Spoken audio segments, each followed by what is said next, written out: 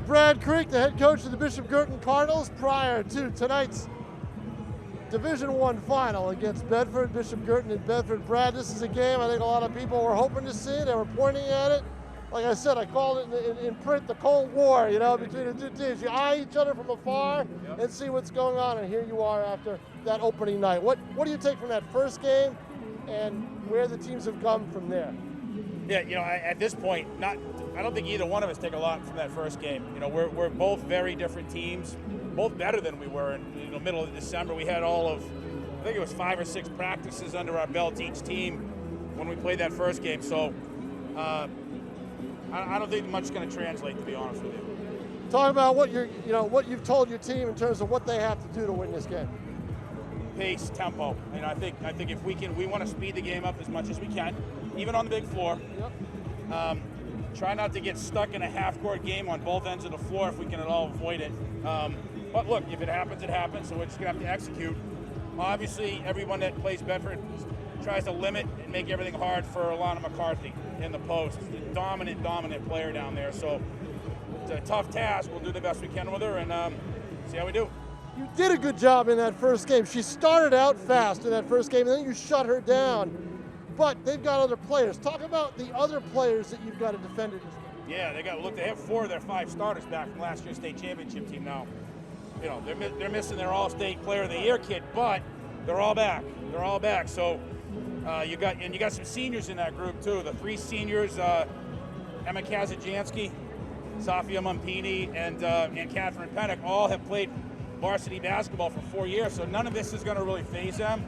We're gonna have to pay attention to those 3, and then I love their point guard, Sydney Grogan, just a tenacious defender, and she'll make everything hard for our guards. So it's just a good, well-rounded team, and they're long. They're really long. We're gonna have to rebound the basketball.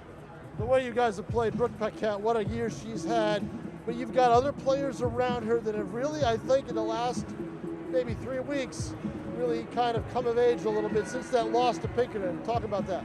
Yeah. So like Bedford, we've really relied on our depth all year long. That's the way we always try to do things. Liv Murray has been great for us down the stretch. Has been, gives us really two ball handling guards. So, we mix and match, let both of them handle the ball, which is great. Hannah Lynch, Caitlin Wheeler have been great down the stretch for us as well. Lynch had a tremendous game, we thought, on both ends of the floor against Pinkerton. So, look, it's gonna take 9 or 10 tonight. There's no way we win this game with 5 or 6 kids. We're about 13 minutes away from tip-off. Coaches always gauge their team. What's your gauge on your team? Pretty loose. I'm sure when things get going, they'll feel the nerves for a couple of minutes, but I think they'll settle in pretty quickly. That's one of the keys, Tom, is whichever team sort of settles into just doing what they do the quickest, probably have a little bit of an advantage. Brad Creek, thank you very much. Thanks for a great season. Congratulations on a great season. Good luck tonight. Thank you very much, guys. I think it's just vapor with flavor. It won't hurt my kid like cigarettes, right? Vaping is safer than smoking, isn't it? There's really not even that much nicotine in them, right? My kid? My kid knows it's dangerous. Get your head out of the cloud. Today, nearly 8,000 kids will start vaping, maybe even yours. Learn about the dangers at talkaboutvaping.org. Hello, everybody, and welcome to Courtside here at the University of New Hampshire as we get set for the game that Bishop Guertin and Bedford live for. It's BG Bedford once again. It's 2/20 of 2022, Tom, but you probably have to go back 100 years to find out when these two rivals were not going at it. Yeah, John, they've met each other, I think, 7 times in the postseason in the last 10 years, something like that. 1 semifinal, and I think the rest have been finals or something like that. But by the way, great Bedford colors you got on. It looks good. I think it looks good. How about that? The people at Bedford it means TV nothing, Bishop Guertin, I swear. They'll be very proud of you, John. It was the last thing in my laundry basket. Yeah, that's fine. That's okay. But what's not okay is the fact that BG lost to this team last year by 18 points. They've been burning inside ever since. I talked to Brooke Paquette after the win over Pinkerton in the semifinals. What are your thoughts on Bedford? She goes, redemption game. They've been eyeing this opportunity ever since that moment last March 14th at Sanborn Regional where they played the final. How could you not? Bishop Guertin with a very impressive run to get here. They played 3 rounds.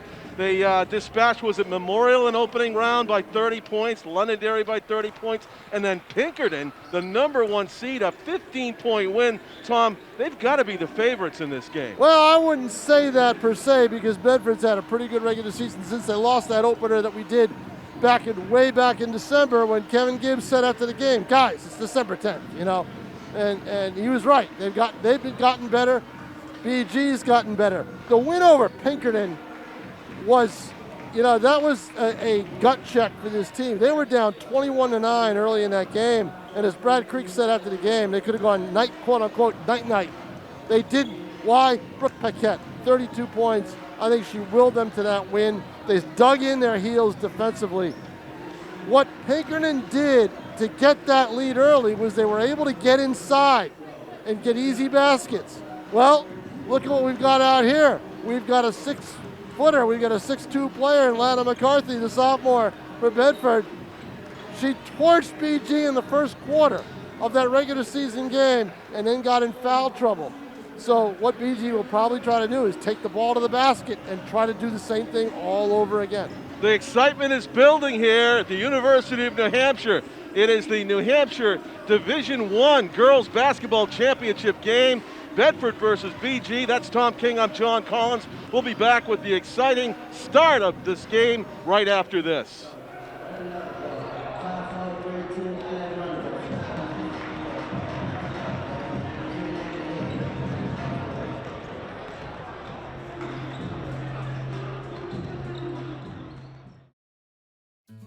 Hi, I'm Bobby Bagley. I'm the Director for the Division of Public Health and Community Services. And I'm here to let you know that the COVID-19 vaccinations are safe and effective. We want to continue to do the things that we love. In order for us to do that, we need everyone to get vaccinated and to receive their booster. It's up to you, Greater Nashua. Let's roll up our sleeves, get vaccinated, contact your healthcare professional, and make that appointment.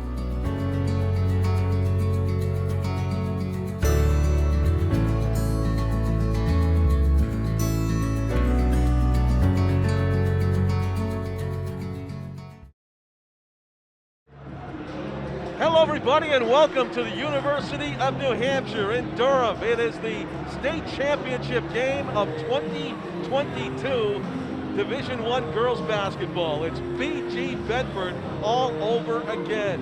BG players calling this the redemption game as they lost last year's final to Bedford by 18 points. Hoping for a much different story here this afternoon as they get set to introduce the players down on the court.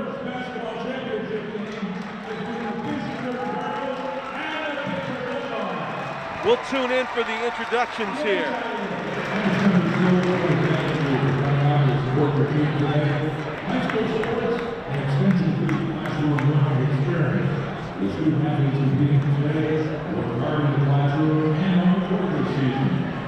We encourage them to demonstrate their sportsmanship and also like to ask you to dance. Help make this event meaningful for our athletes. Show respect for your team, the opposing team, the coaches, and officials. If you have likely a better emergency or marijuana application, all occupants are leaving the gymnasium to be open to their exit. The public address here congratulating both teams on making it to this game. Bishop Guertin with a very impressive playoff run to date. They opened in the first round against Memorial with a 30-point win. They also defeated Londonderry with a 30-point win. And then they took care of the #1 seed Pinkerton by 15 points. And a big reason why you're looking at our #1, Brooke Paquette, who captains this offense. Brooke Paquette is only a junior. She is one of the best players in the state. Her free throw shooting is perfect. I mean, this is a player you want to model your free throws after, but that's just one aspect of her game. This team works so well together as Olivia Murray is introduced as well. the starting lineup for Bishop Guertin, also including Catherine Wheeler, the coach Brad Creek, and we are now going to have our national anthem. And the officials for today's game, Chad Davis, Larry Frizzell, and Bill Dapkus. Please stand at this time for the performance of our national anthem by the Bishop Guertin Cardinal Band.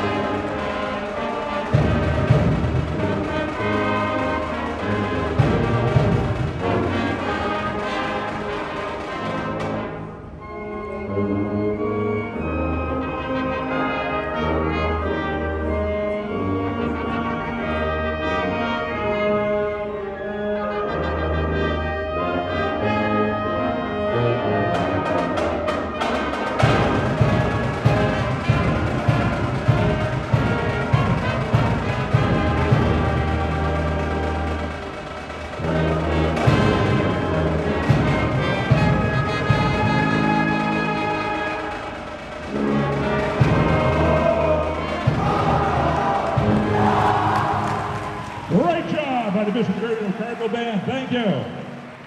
And we are just about ready for basketball here. 8-minute quarters in New Hampshire high school boys and girls basketball, and 32 minutes separating one of these two teams between right now and their state title. Bishop Guertin, who has worked so well as a unit, huddling up, interlocking arms.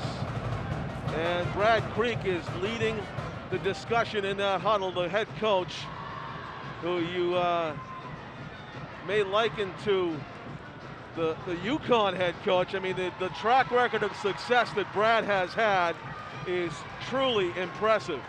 And he's got this team primed and ready to play here in the state final against a very tough Bedford team. We watched these two teams earlier in the season at the Bedford Gym, the opening game of the season.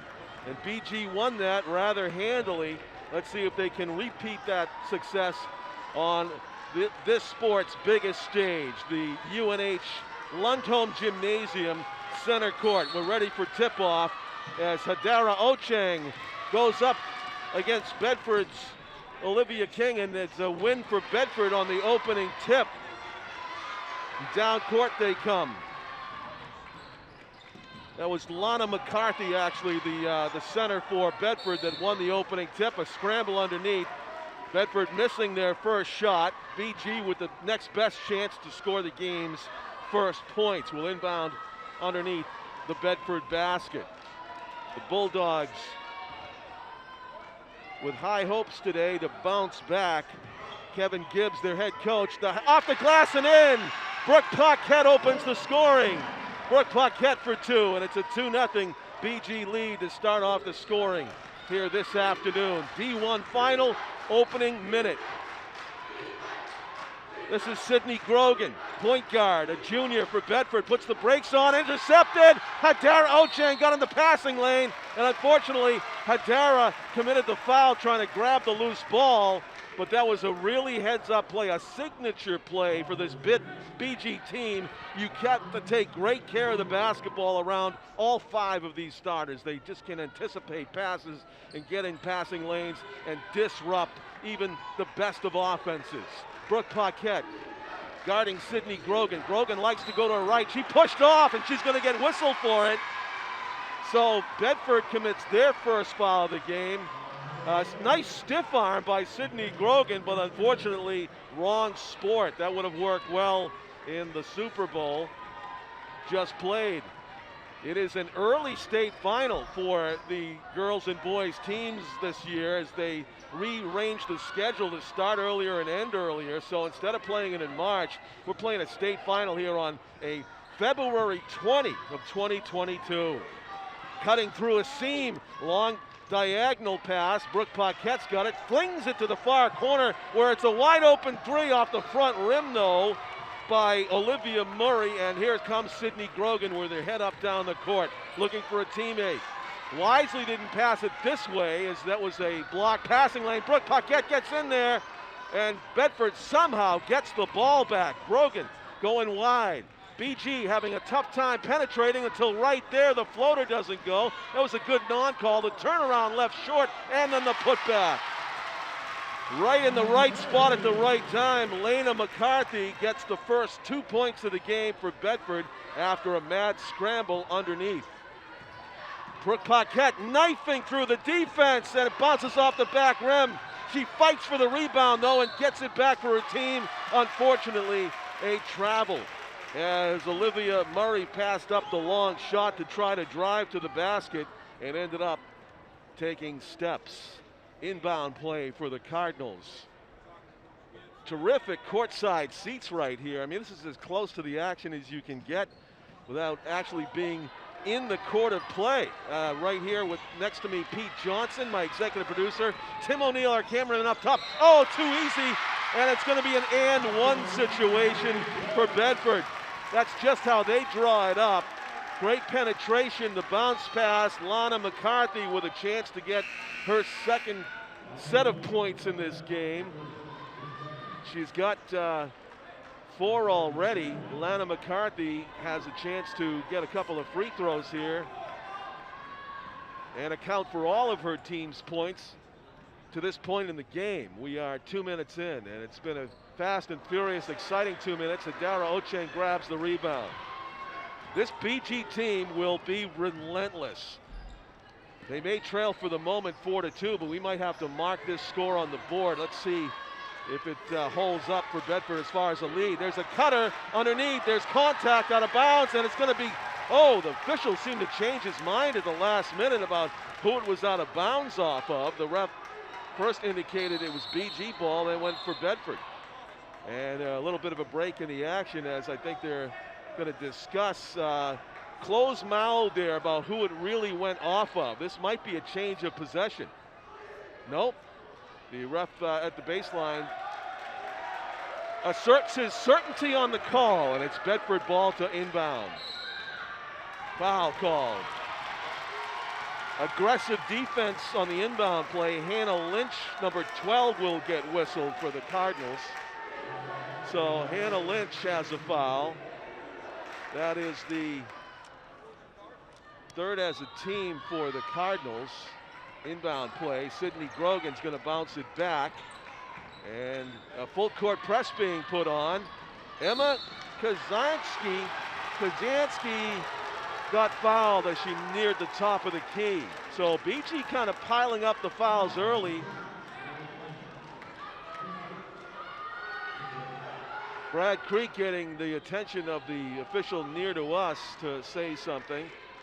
But a little bit of a concern here for Bishop Guertin as they pile up the fouls early against the Bulldogs, a team that they beat handily at the opening game of the season, but lost to in last year's finals.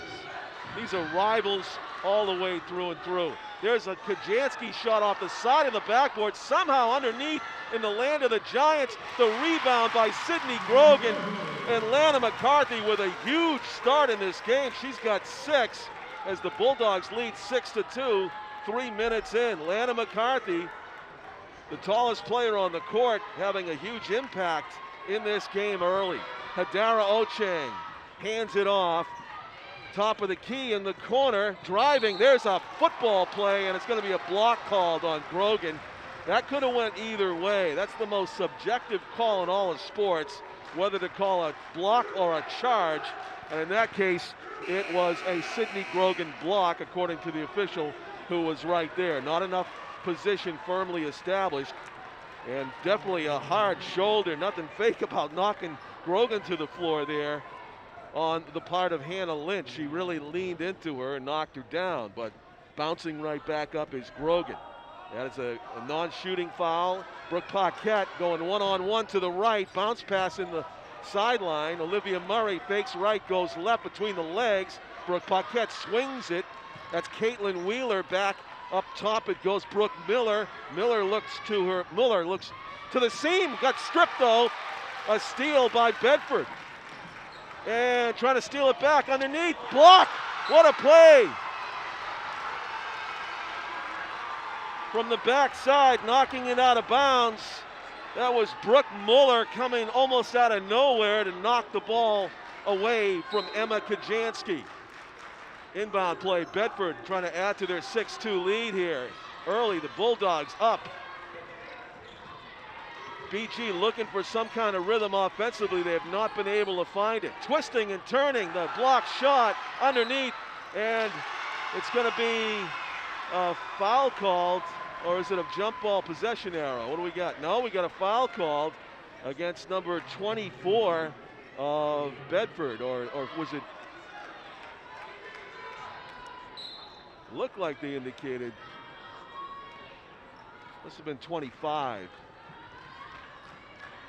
So 23, Catherine Allard, excuse me. Bishop Guertin with the ball, trailing by 4, 6-2. There's a shot from distance and rattles in and out. Loose ball, Bedford gets it. Kajansky pushing the pace. Down court, pulls up, kind of a hook jump shot, doesn't go. And a partially blocked rebound off the glass and in. Bedford dominant underneath, and they are up 8-2 in the first quarter. Bishop Guertin struggling to get going. We are over 4 minutes in to this 8-minute first quarter, and BG trailing 8-2. There's a foul called against Safia Mumpini, senior Mumpini. Trying to block Murray from the pass. Murray will inbound it as Caitlin Wheeler checks out, and into the game comes number 33. Oh, excuse me, I think it's Catherine Daly, newly into the game. She got the ball, number 23. She swings it. Hannah Lynch. BG needs somebody to get hot offensively, and that one's partially blocked off the left side. Bedford with it. BG just all kinds of a struggle to score points. They need to go to the basket, and they have not been able to. Handling the ball for Bedford and getting fouled.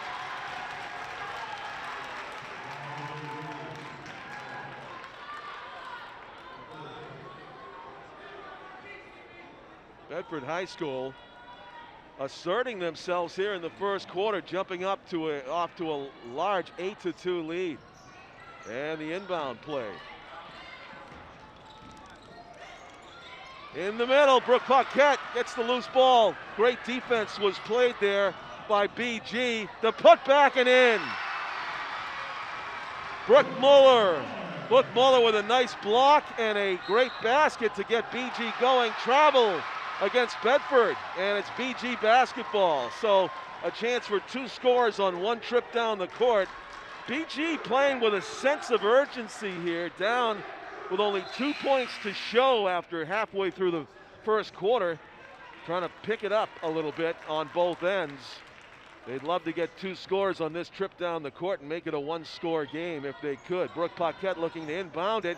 A tough play, gets it back. Paquette the pop, short. Bedford rebound. Double team, full court press. And here come the Bulldogs down court. On the wing, Kajansky driving. Flings it underneath, good pass, and a desperation shot almost went. And there's a foul. Doing some hard work underneath was Catherine Pennick, number 20. Almost made an impossible shot from directly underneath the basket before she got shouldered to the hardwood and drew a foul. She got that rebound, a hard-fought rebound, and then was knocked down. So Bedford will inbound it. BG nearly in the penalty here. Bedford's going to shoot, and it's short. And Brooke Paquette with it, pushing the pace. Good pass. Olivia Murray left it short, however. She ran out of room. Baseline. Bedford with it. Point guard backing away, is going to shoot it and make it. Big basket there.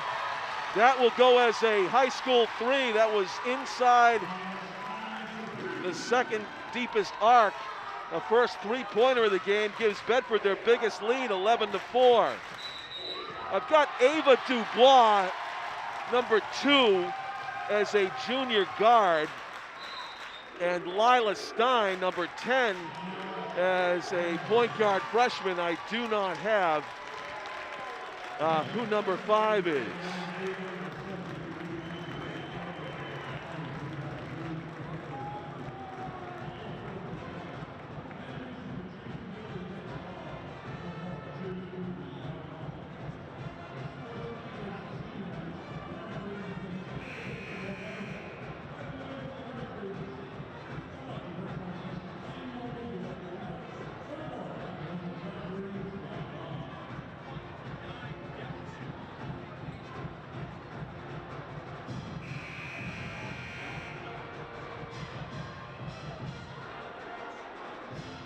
So a big basket for Bedford, calls timeout called, and now let's see if BG can regroup. Bedford with the ball though, chance to add to their, trying to add to their lead. BG steal, down court come the Cardinals, and no good. As a great chance to cut the deficit, Hannah Lynch not able to get it up over the rim and in. A study in intensity here courtside as we look into the eyes of these players. Maximum effort and concentration. This is a drive, a foul on an offensive foul. Lila Stein, a freshman for Bedford, who hit that huge three-pointer, just got called for the charge. Lila Stein, a huge talent, just a freshman, making a big impact on this game early. She had a number 10 uniform number earlier in the season, and it changed to 5, so we've gotten that straightened out. And great credit to Lila for being a big reason why Bedford is up by 7, 11-4 with under a minute to go in the first quarter. Brooke Paquette off the glass and in. What a difficult lay-in from a distance. That layup was about 6 to 8 feet from the basket when she let go of it. Underneath, Lana McCarthy. Lana McCarthy also has been a force in this first half. I believe she has 8 of the 13 points. Brooke Paquette with it. Walking it down, 25 seconds to go. BG trailing by 7. It's been a rough first quarter for the Cardinals. Paquette gets shouldered. What was that? Pushing the basketball. Brad Creek cannot believe that call, and I cannot either. I have not seen that call, I think, in my life. Was that pushing the ball and not dribbling it? Some sort of a double dribble? Creek's trying to get some clarity. The BG coach is livid with that call. Meanwhile, Brooke Paquette does what she does, lays it off the glass and in, and got fouled. Brooke Paquette, that I was gonna say senior leadership. She's a junior, but the basketball IQ off the charts. She drew that extra shot. She knew she could make the layup, but she invited the contact, initiated the contact actually, and laid it in. That is just basketball savvy all day long. And she's at the line trying to make it a 4-point game. Brooke Paquette. I've said this before about her great free throw shooting form. If there was a game on the line and you had to choose between Brooke Paquette and Larry Bird to shoot the free throw, I'm not even kidding. I would have a difficult time making that choice. That is how good she is at the stripe. And if that's not a jinx, I don't know what is. But here comes Bedford, and Grogan, Sydney Grogan, wills that ball, just wills it over the rim and in. And the first quarter comes to an end. Bishop Guertin is reeling from a best case scenario for Bedford as they score at the buzzer. Somehow they allow Sydney Grogan to go coast to coast just before the buzzer sounds, ending the first quarter.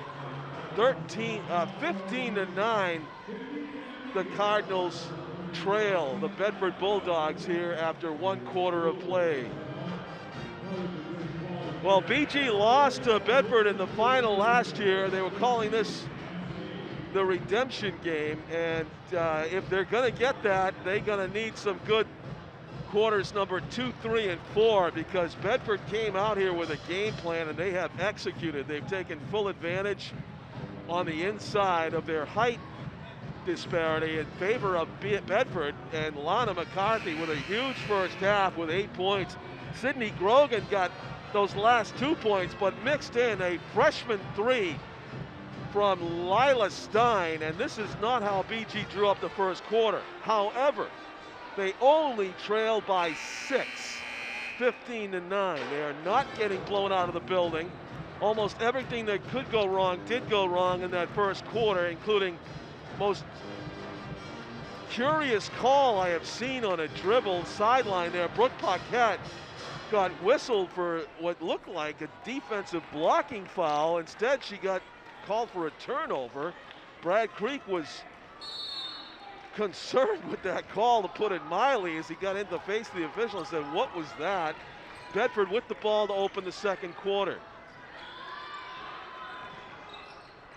Up top it goes. Sydney Grogan swings it over.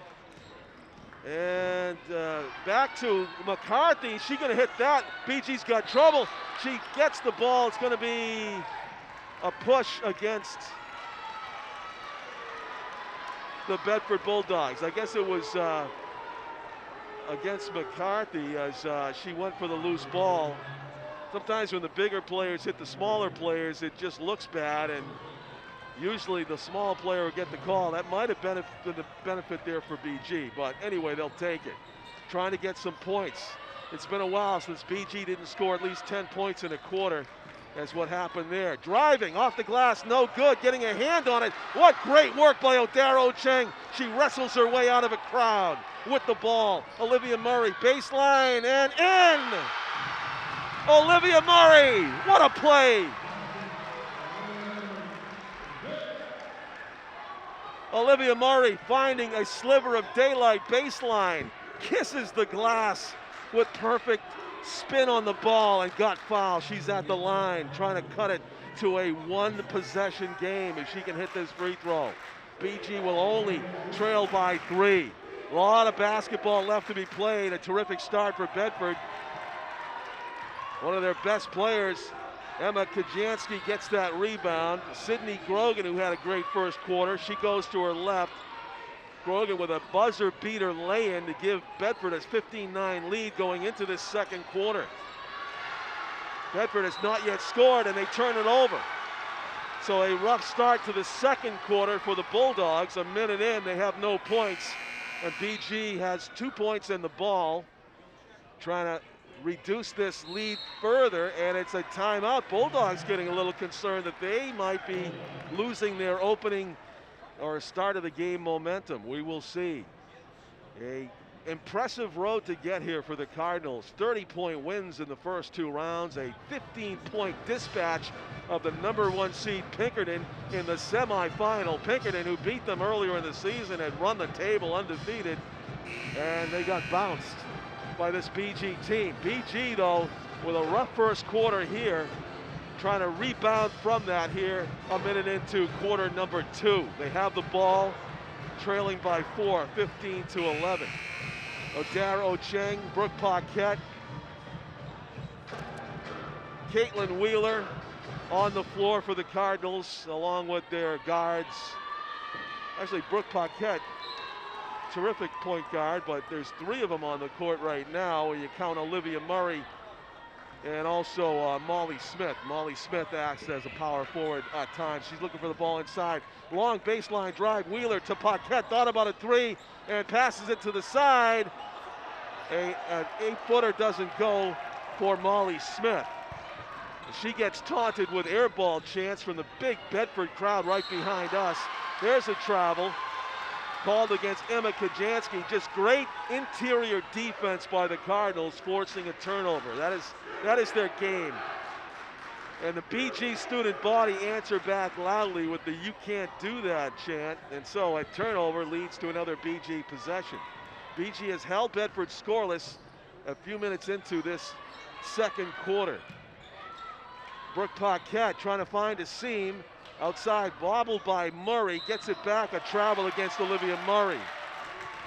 She lost the handle a little bit, her pivot foot slid, and the official was right there. A lot of traveling violations so far as the jitters show themselves here in the championship game.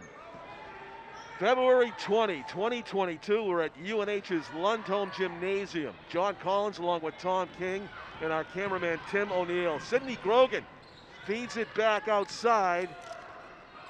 Number 13 is Sophia Mumpini to Grogan. Emma Kajansky. Kajansky driving underneath, stolen. Great play, heads up by the Cardinals. Madeline Bowen. Bowen with a great steal. In the corner, long shot, and Caitlin Wheeler buries it from distance. It's a 1-point game. BG riding the ship here in the second quarter. Number 11 on number 11 as Olivia Murray guards Grogan. She goes around to pick, and they stay with her. Lana McCarthy doubled. Kajansky open for three. Emma Kajansky. That's an EK3 for the Bulldogs, and it is now a 4-point lead again.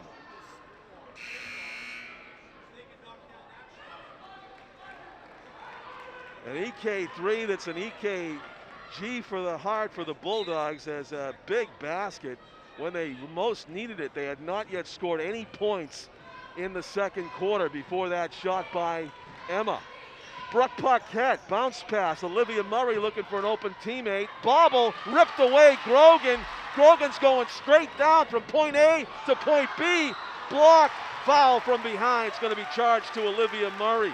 Kind of frustrated there that she lost the handle on the offensive end, and that will put Bedford at the line. Catherine Pennick to shoot a pair.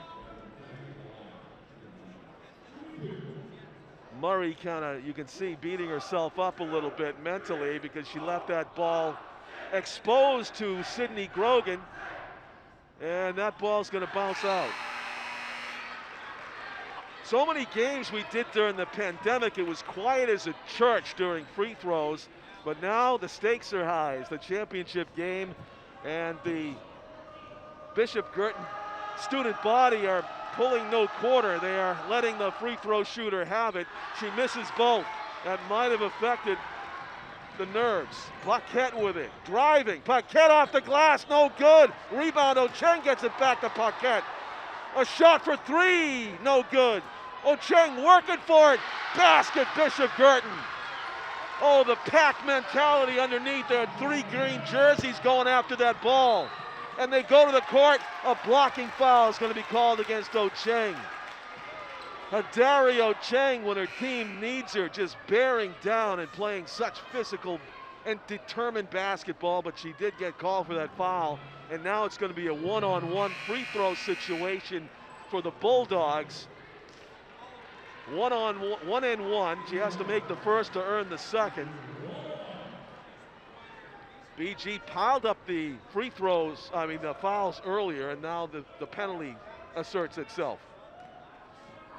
Grogan at the line to shoot 1 and 1. I think what's interesting here is Brad Crick used to have a rule. If you got 2 fouls in the first half, you had to sit the bench. They're not going to do that with Paquette. Yeah, Brooke Paquette to her left. And this is Caitlin Wheeler. Wheeler is going to pass it underneath. Dangerous pass. It's collected. Muller up top. Shot by Bowen off to the left in the corner and out of bounds. Bedford ball. BG needs to get more scoring from the other players. Otherwise, it's going to be a long night. They can't depend on Murray and Paquette this whole game. They need more scoring from the rest of the team. That first quarter by Bedford, Tom, that definitely got BG's attention. Well, I Best think case scenario for the Bulldogs. Well, I think the thing is, first of all, you had Paquette with 2 fouls in that quarter, and the big kid who's got the ball right now was able to do whatever she wanted underneath. A steal, BG getting in control of the ball, and a jump ball call. That's interesting. I really didn't see Bedford Jump ball, the arrow goes to Guertin. But here's the thing, John. All right, this is one of the reasons before the game I asked Brad Creek about the the length of this floor in the big floor. What it does is it helps Bedford avoid the pressure on the back end, in the backcourt. Once you get to the front court, all right, that's when the Murray! game, How did she find the daylight? she's able to do it. Once you get to the front court where we are here, the space shrinks. 18. And that's what Guertin is relying on. The first tie since 2-2. Lana McCarthy gets mauled. Paquette has got to be careful. She should not be on McCarthy. That's a foul waiting to happen. Wow, just furious at the pain, I guess. She just pushed Brooke Paquette off of Well, her. the thing is the competitive nature of Paquette is the danger here in terms of the fouls. Well, I'm pretty sure that foul was on Muller, and she was not happy with getting landed on by Lana McCarthy. Kind of twisted her ankle a little bit. I don't know, Brad's going to check in with her. She's trying to work out that left ankle, Tom. It doesn't look too comfortable right now. No, it doesn't. McCarthy misses. Bedford's free throw shooting suspect here. Now it's keeping BG in the game. Yeah. And then we're it tied. Certainly is. And we are tied at 18 with 3:24 left to play in the first half. Murray's going to bounce it. Hannah Lynch. And Lynch had trying to find a teammate. Lynch had a great game against Pinkerton. Did a lot of the little things in that second half. Murray off a hard pick and blocked by McCarthy. Down court, too far. You know, I don't mind that move to go at McCarthy because you're not going to get her in foul trouble unless you go at her, you know? We've seen some hard licks, Tom. Some shoulders have been leveled in this game. And a turnover. What are they calling over there? What did they call on Brooke Paquette? I was going to ask you. I don't know. I thought he indicated a push of the dribble. A push. Yeah, evidently. I have never seen that called in my life. And they called it twice in that corner. It wasn't turning it over. It wasn't double dribble. It was a push of the dribble. And I saw those calls in the first game, too, in the Sauhegan game. A couple of those calls. Another Bedford turnover. Yeah, BG's passing lane defense asserting itself as you knew it would at some point. It is a tough team to beat if you don't take care of the basketball, as you have instructed in past games. They are predators for sloppy play. But again, this is a big court. You can avoid a lot of that pressure. There's a three-point attempt. No good. Muller. No. Sydney Grogan comes away with it. Got to get Murray going offensively from the outside. That's a big turnover right there if it happens, and it does. Yes. You know, but what you're seeing now is you're seeing the effect of the floor. Both teams are very tired, and you've got to keep the ball under control for an extra 4 feet going the other way. How about that? It didn't occur to me that they have different size basketball. Well, that's what I've been courts. talking about, John, is the big floor helps Bedford avoid the pressure in the backcourt. How about that? Swinging it outside. And Paquette loses it. She's got to be careful right there. She could have been called for a foul that time. Grogan with it. Grogan slowing it down for her own good, I think. She's been running and running. Inside it goes. McCarthy to the basket. Muller's got her hands full there. She's able to work a rebound and not commit a foul. Great work by Muller. Foul in the transition. Brooke Paquette gets hacked as she was. And now each right foul is seam. going to put people at the line. That's Ava Dubois, junior guard number 2, that got whistled. That's Tell you only what, her first foul. you're up 8-2, 11-4. You had a chance to create a lot of distance. And Bedford wasn't able to do it.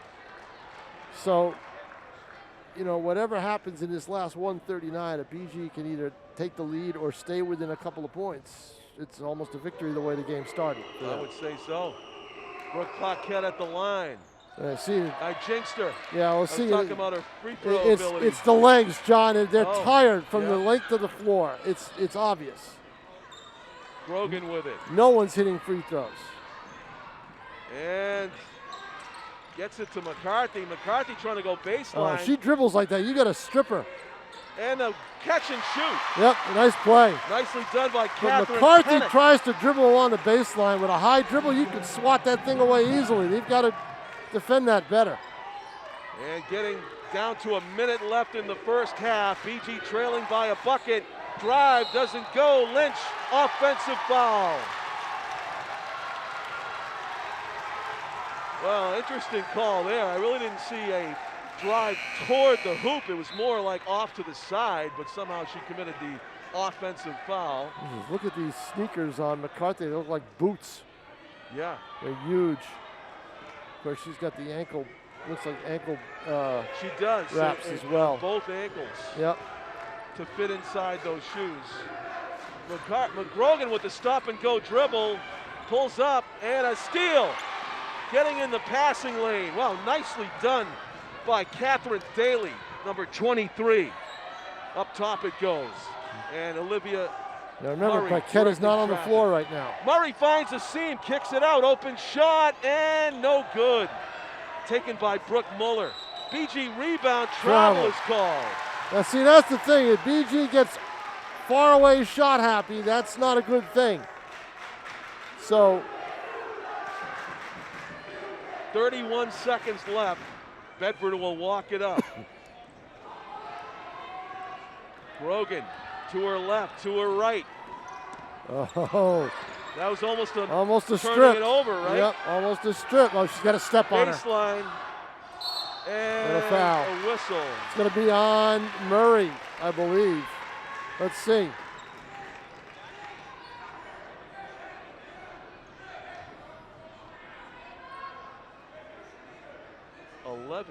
That's Murray. 11 Murray. Let's see how many. She's Number only 2 got for one her. foul. No, it's 2 for her. 2 for her. But it sends Bedford to the line, and she looks like a free throw shooter, and she is. So Bedford managing to nurse that lead into the final seconds of the half. Well, BG is going to have to make the most of their last possession if they can. I think they need to get it in the hands of Lynch or Murray. Try to get a shot off. I wouldn't mind a Brooke But make Paquette sure you and get the one rebound. But she's not out there. Nope, she's out. Smart move by Brad. Brad Creek. He's got to keep her out because you don't want the third foul. Wide open shot for Molly Smith, but she's not an outside shooter. 21-18, Bedford leading at the half. Interesting half. I don't think it went the way BG wanted it to. You know why, John Collins? Because it's a low-scoring game, and the way the Cardinals win is they win with a high-scoring game. This is Bedford's favor. This is their tempo. This is their game right now. Yeah, they got the most they could out of their height advantage underneath. Starting in that first quarter with a 15-9 advantage. It's going to be up to Guertin to get their offense in gear to try to get more points on the board. This offense is not an 18-point-and-a-half offense. There you go. That's Tom King. I'm John Collins. We're at Lundholm Gymnasium at UNH. Nashua ETV bringing you the state championship game, Bedford versus BG. We'll be back with the exciting conclusion, the second half after this break. Emotes say a lot, but they can't say it all. Think your guildmate is struggling? Try these dialogue options.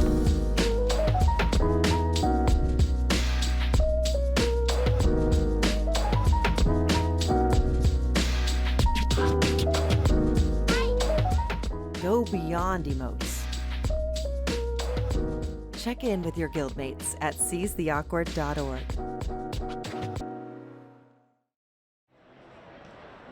Welcome back courtside, everybody, at the University of New Hampshire's Lundholm Gymnasium. It is the second half about to start of the D1 Girls New Hampshire State Championship game on 2/20 of 2022. Tom King, John Collins. Tom, it's do or die time for BG, right? Well, basically, John, they need more offense. They have to get more than 18 points in the next half. Otherwise, they're not going to win this game. A lower score favors Bedford. That's what they like. But this BG team right now, they need to get into a rhythm. I think with Brooke Paquette had to come in and out because of the foul situation. I can't remember if she even left the floor against Pinkerton. No, I don't think so. They need to get into more of an offensive rhythm. If Brooke Paquette and Olivia Murray combine for 11 points over the next 2 quarters like they did the first 2, BG is not going to win this game, and they're going to lose it by a lot more than just 3 points. But the good news for BG is McCarthy, 2 fouls, only 8 points. She had 8 points in the first quarter, 0 in the second quarter. Defensively, Guertin isn't playing a bad game. The problem is they need to score. Bedford with a huge start, up 15-9 after 1 quarter. The Cardinals actually did outscore them a little bit in the second quarter. I guess if you do the math, it was 9-6. Yeah, they did outscore them, but they need more than what they've got right now. Right. And as Tom said, the danger of a low-scoring game. BG wants to get off to the races, make the big players run a lot for Bedford if they can. But Bedford starts off the second half with possession.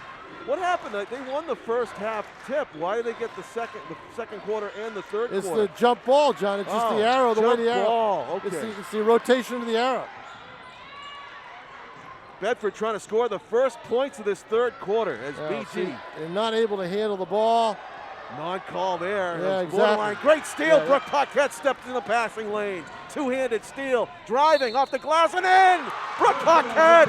What a brilliant kiss off the glass. It's a great move by Paquette because what she had to avoid on that play was the offensive foul. Yes. The offensive foul. Grogan is really good at that. Because Mumpini was all set to take the charge. Oh, Mumpini. Yep, Mumpini she was back on defense. defense. Was all set to take the charge. And not only did Brooke avoid it, but she drew just enough defensive blocking contact to get the foul called on Bedford, and she hits the and one. That's a good start for Guertin. Tying up at 21 all, and a bobble by Grogan, and Cheng is right there to sneeze it. She throws it down court, a home run pass too greedy. Intercepted. Yeah, Guertin you're got right. too greedy. Trying to go too deep, too fast. Yeah, exactly. Grogan. Lana McCarthy, 8 points first quarter. Yeah, this is what you want to see. You want to see McCarthy dribble because you can either she'll travel or turn it over. And Mumpini's floater is off. I thought that ball knocked out. Brooke Paquette will bring it down court. The point guard for BG. They haven't led since 2-0. Can they come up with a lead here on this possession? She's going to take it. Paquette flings it underneath. Cheng knifes her way through but can't hit the gimme. And here comes Grogan. Sydney fires it sideline. And the floater, Kajansky for 2. That's what BG doesn't have, is the tall, long forward to take the ball right inside. Olivia Murray to the basket, ran out of room off the bottom of the backboard. Grogan pushing the pace, going to go A to B, kicks it outside. Mumpini traveled. She took steps before the jumper. Yeah, what happened was her right foot slid back. She got steppy. Out of bounds. Yeah, she just wanted a better position. She was wide open. Yeah. Opportunity missed there for Bedford, and BG will walk it down court. So the teams have traded baskets. Bedford's back on top by 2, 23-21. Our cameraman today, Tim O'Neill, is high above courtside. We're right down next to the sideline here, Tom and I, as BG Bedford forces a turnover. I don't think Bedford forced anything. That was just a bad pass by Paquette that Murray wasn't ready for, and it went out of bounds. So BG gets sloppy, and Grogan will walk it down court. We're 2 minutes into the third quarter, a 2-point game. And to the basket, Bedford, they got fouled as trying to knife her way through traffic. Who's it on? Bedford's Catherine Allard. A lot of green jerseys in there. And it's on Murray. A hack on the arm of Catherine Allard. She's only a freshman. Great size on Allard. At the line to shoot 2. I don't think that was on Murray. I think it was on Hannah Lynch. Oh, okay. 1 and 2 they must have put up. They put up third foul for Lynch. Okay. And that's not good. Hannah Lynch was a big factor in that second half against Pinkerton. Could have sworn that the official went 1 and 1 to the scores table. Yeah. Murray only had 2 fouls. If you look up at the board, You're that's probably right. Okay. We'll see. Yep. Paquette, bounce pass. Muller, nice back cut. door. Murray assaulted, no call, and they're going to call it a clean block apparently. The taller player, Allard, got all ball apparently. Mumpini looking for an open teammate. She did have Kajanski underneath open for a second. I'll tell you what, one turnover shouldn't be magnified, but the turnover after BG got the ball back and then threw it down court and it was intercepted. When they were on a run, they were running the ball. That took them out of a little bit of a tempo rhythm. And I think that kind of slowed them down a little bit. Yeah, it was a bit of a game changer. It was. Paquette She's just changing direction. Paquette scoops and got it blocked. Yeah, that was a clean block. Grogan's going to bounce off of Molly Smith. Oh, wide open, defense. wide open. Back rim and over the top on Guertin. On Guertin. It's going to be on Muller, I think. Yeah. 33. Lana McCarthy had position. Yeah, and Muller went over the top. So Muller's got her hands full with McCarthy. Number 33 in green. And she's got 3 fouls. So Yeah. you get 2 big players with 3 fouls for Guertin. Yep. They're getting in foul trouble now. Grogan's pass deflected. Getting a hand on it was Caitlin Wheeler. This is the freshman for Bedford. With Lynch and Muller in foul trouble, Wheeler is going to be part of that crew that's got to step it up to add points. Lila Stein, number 5. She's got a 3-pointer in this game. McCarthy gets it to Stein. She's going to try for another one. Nope. Well off to the right. Oh. Long rebound to Kajanski. And she lost the handle. Brooke Paquette's there to pick up the loose ball. They just need more offense, John Collins. They don't have it right now. They need more. It's still a low-scoring game. Let's see if Caitlin Wheeler can change that. See, that's just not the play. Well short with that shot. Yep, this floor will do it to you. It really will. It threw her off. Something did. Kajanski baseline. The floater, no good. McCarthy, the putback. There it is. Oh, boy. I think Brad Crick's Timeout, time. Guertin. Yep. Halfway through the third quarter, Bedford is back on top by 6.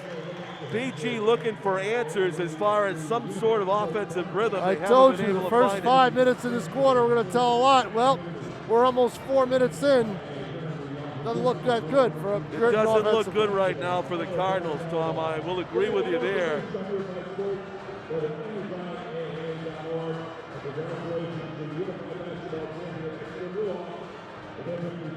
BG players describing this to Tom earlier in the season as a redemption game because Bedford beat them in last year's final.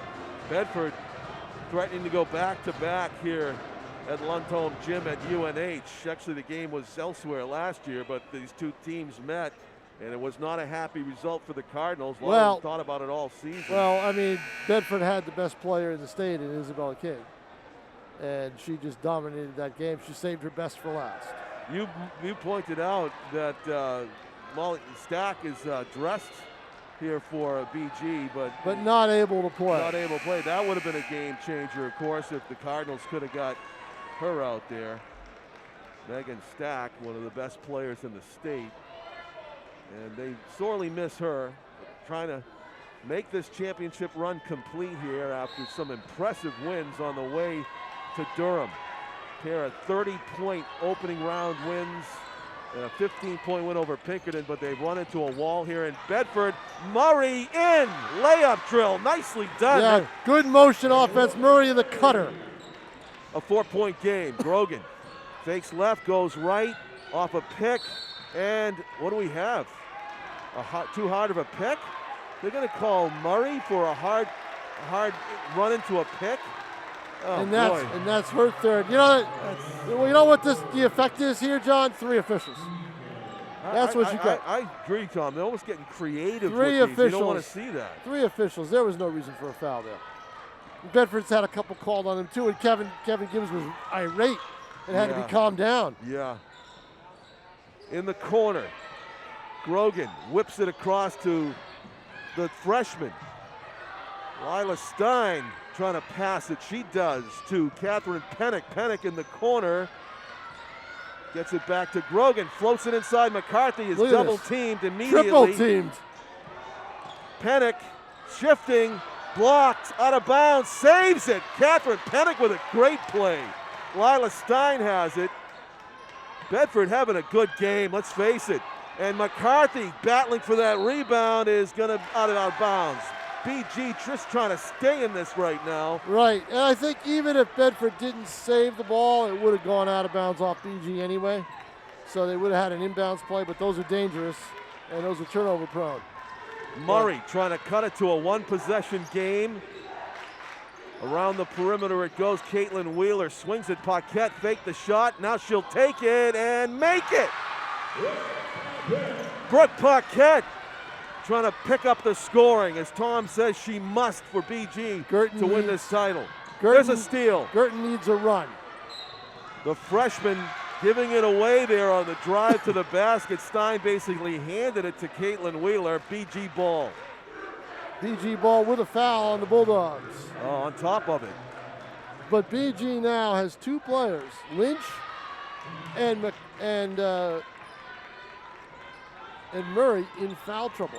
Oh, good stop and go dribble. Murray to the basket. What a rebound by Odero Cheng. Odero Cheng just willed her way to that ball. Paquette wants that three, and it's just not there. The legs aren't there, and the length of the court, just the whole trajectory here throws everybody off. So no three-pointer for BG, no lead taken. They're still down by 2. Bedford with the ball, and nearly a steal by Hannah Lynch. And it was. It tipped off. She forced the turnover. Yep, she did not touch the ball, so it was out of bounds.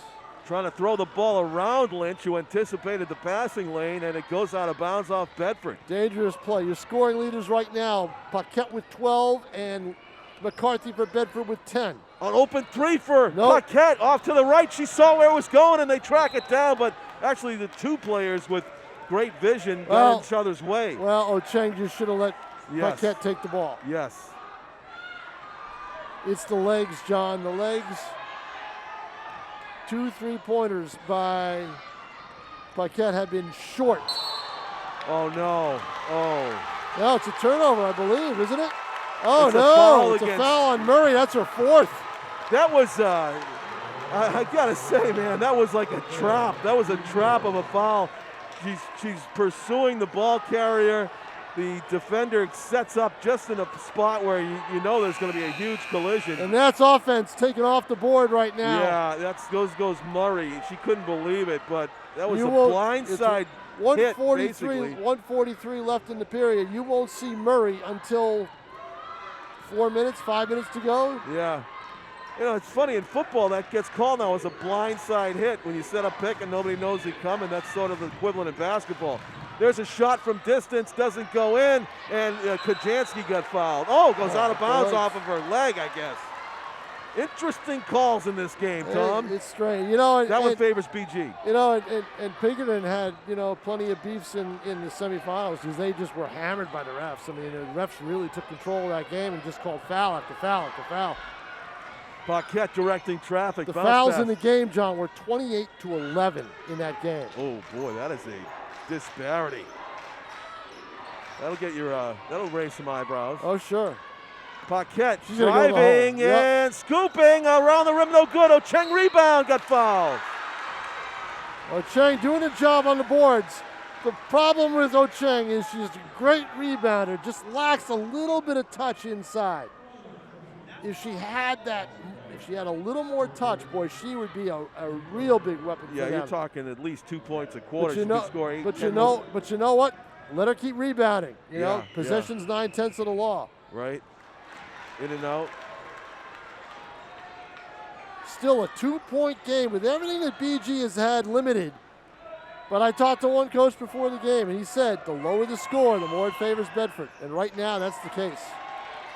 So Cheng misses both free throws that could have tied this. 27-25, Bedford nursing a 2-point lead. Under 1 minute to go, third quarter. It's a fabulous, competitive game. Not well played, but competitive. Super competitive as Lana McCarthy flings it out of bounds. The one thing McCarthy's done in this game is stay out of foul trouble. Guertin hasn't been able to coax her in to get more fouls.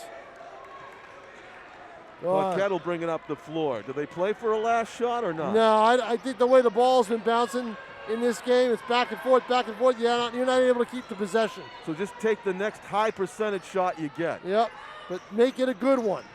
And this could be a good one. Hannah Lynch takes contact and it goes in. There it is, and we're tied at 27. Hannah Lynch gets a close to the basket shot, makes it go. Tie game, Sydney Grogan with it. 19 seconds left in the corner. This is Pennock. a big defensive sequence right here for the Cardinals. They want to go in at least tied. Lila Stein shoots, blocked. They call a foul. Should be on Ocheng. Ooh. I thought she got, I didn't see it. Yeah, they say on the wrist, She but might I have saw guessed, a she block. might have got, I saw a block too, but again, we're way down here. But 9 times out of 10, that's going to be called a foul. Yes. You know, just because of the way it looks. Stein's free throw, good. The freshman on the big stage making an impact. Number 5, Lila Stein. You'll be hearing her name for a few more years. Off to the right. Oh, that's not good for Guertin getting that rebound. McCarthy bobbles it though, and BG fortunate. Here's Paquette, launches one. No, it's not going to go. They're lucky. They dodged a bullet there. So we have played 3 here at UNH's Lundholm Gym. 28-27. Bedford with the lead. Interesting game, but it's still not enough offense for the Cardinals. Yeah, you got to agree with that assessment. BG has put up some big point totals along the road in the regular season and the playoffs, and all of a sudden they got 27 points after 3, averaging 9 points a quarter. Well, it's been a day of exciting games here at UNH. Tom filling me in as I arrive at a 2-point win. Congratulations, Trinity over Goffstown in the boys D1 final. Sauhegan 53-51. It wasn't that close in overtime. In overtime, they had like a 5-point lead, and Conval just hit a bucket at the end. But it was an overtime game. Right, it was an overtime game, and Conval launched a shot right from this dotted line here that almost went in, hit the back rim at the end of regulation. So Paquette with 12. She was held to just 3 points or 5 points in that quarter. The big one, Murray, only 6. Yeah, and you're not going to get much more out of her now because she's got 4 fouls. Big stat that jumps out at me, Tom, is Lana McCarthy with 11 rebounds to lead all players by far. Hadara Ocheng with 5 rebounds to lead Bishop Guertin. So we'll see if that rebounding stat continues for Lana McCarthy and if it plays a role in this conclusion. 8 minutes remaining in the season for these two teams. 1 point separates BG and Bedford in the 2022 final. Ball in BG's hands. Brooke Paquette hands it to Caitlin Wheeler. Ocheng with it, looking for an open teammate. Twisting, driving. Ocheng fouled. But now she's got to hit. She took it to Lana McCarthy. They've got to try to do that. If I'm Guertin, I keep trying to do that. The problem is Ocheng's got to hit free throws. Oh, yeah. You've got to turn this into points. But if you can keep doing that, no, not going to happen. No. If you can keep doing, she seems rushed, Tom. Yeah, she is. She's rushed. Got to put her foot.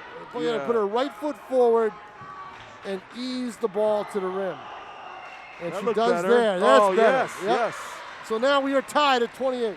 28-28. BG with a full court press. Grogan breaks it with a sprint in the corner. The catch and shoot. No good. Rebound. Bedford. And they oh, my. Oh. That's a big one. Catherine Pennock with a basket and 1. Pennock through the first 3 quarters had scored only 2 points, but those are the biggest 2 so far tonight for her. A momentum changer as she goes to the line. Catherine Pennock, she did get heckled though. She missed 2 free throws with the BG student body all over her earlier, and she missed that one. So a 2-point play only for Bedford, 2-point lead, and BG with a chance to tie it up again. Smith almost traveled in. And this could be the lead. No, left it short, Paquette. Paquette's 3-pointers are short. The legs just aren't there, John. Yeah, and as Tom pointed out, this bigger court by 4 feet all around. It makes a difference. Throwing off their vision a little bit, their depth perception. Inside, the step and the block by Ocheng. It's out of bounds off of BG, but good defense underneath. Ocheng's playing her perfectly. She's only got, well, they got Ocheng with 4 fouls. Oh, boy. I didn't realize she had 4 fouls. Brad takes her off. Yep, so you just got to keep throwing bodies. Give her a breather. Got to keep throwing bodies at McCarthy. Oh, she gets the inbound pass, kind of an over-the-shoulder, back shoulder play, and she's not able to hit the shot. Held to just 2 points after an 8-point first quarter. There's a shot, Caitlin Wheeler! Oh, my! A big shot to say the least. Grogan trying to dribble out of traffic, loses it. BG, chance for 5. Timeout, Bedford. What a transition of momentum to the BG side, their biggest lead of the game, 33-30 with 6:49 to go. Oh, the tables suddenly turn. Well, that's patented BG play. Make a basket, get a turnover, make another basket. They do it over and over. They've done it all year. The thing is, it's tough to do on this floor because of the space, and they were able to do it. BG gasping to try to keep pace with Bedford scoring in this game. A low-scoring game, but Bedford's had the advantage all game. They're up as many as, 7?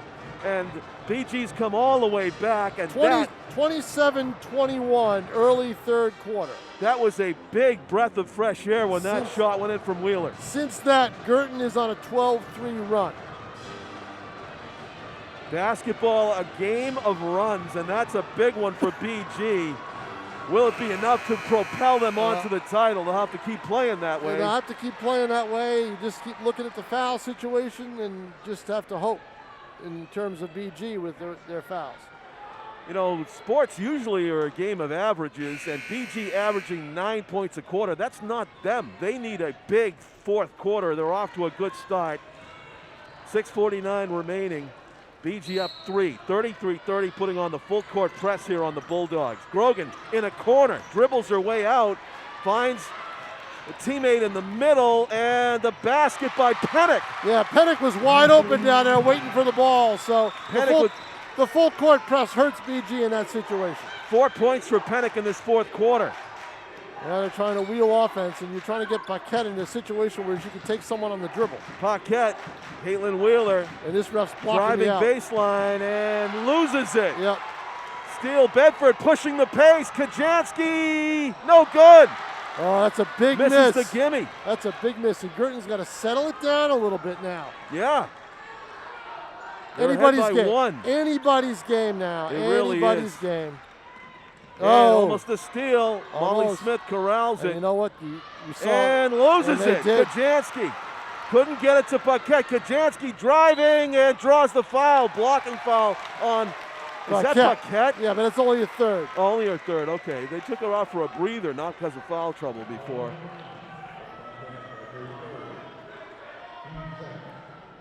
Well, these two teams pretty evenly matched here in this state final. Anybody's game, as Tom said. This could tie it up. And it does. 33 all. Murray back in the game with 4 fouls. Wheeler out. Or is that Muller? I can't tell. It looked like it is Wheeler. It is Wheeler, okay. Emma Kajansky at the line and hits her free throw. Both of them. It's a Bedford lead, 34-33, as we're on the seesaw now. Second game here went overtime in the boys contest, and Souhegan came out on top. Who's gonna come out on top here? Guertin's offense right now, John, looks very disjointed. Look at this double team. That's a good word. Oh, off the glass, no good. A chance, but it's not your high percentage shot in that kind of traffic. Pennick, the turnaround. Catherine Pennick. Oh, had only 2 points coming into this fourth quarter. Now she's got 8. Paquette fakes the shot. Suddenly, Bedford back up on top by 3. And the giveaway. Kajansky has poked away a couple of passes here in the fourth quarter. Pennick hands it to Grogan.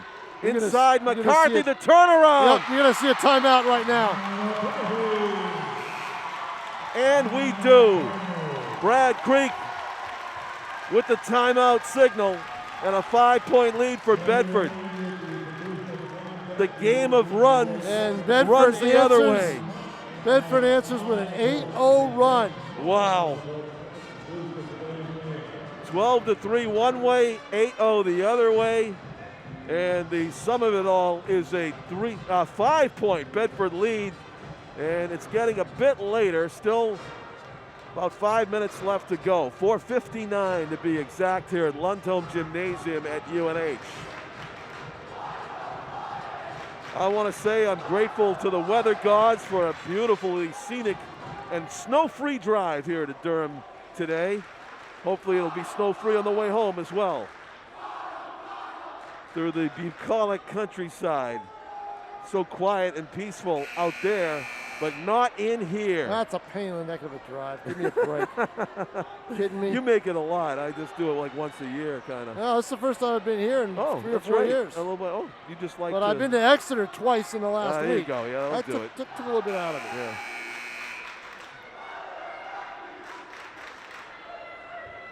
Olivia Murray in the game with those 4 fouls will inbound it to Brooke Paquette. BG needing a basket to break this Bedford momentum. An 8-0 run for the Bulldogs has them up by 38-33. BG looking for points here, fourth quarter. 4:45 to go, and a travel. Oh no, what do we have? What do we have? It's one of those weird calls again. I don't get it.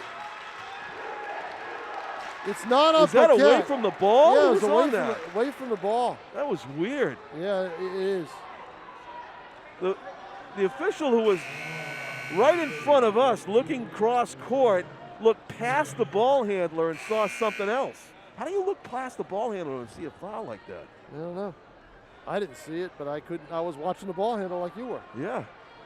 But that's not good because BG is now in danger of being down 7 or even 8 with 4:45 left to play. They're talking to the official who made that call. And he's going to go over to the scorer's table and maybe try to clarify. They probably don't know who he called it on. They want to know if there's a foul. Yeah, they don't know who he called it on. We put your hand behind the back of your head. That's an offensive foul.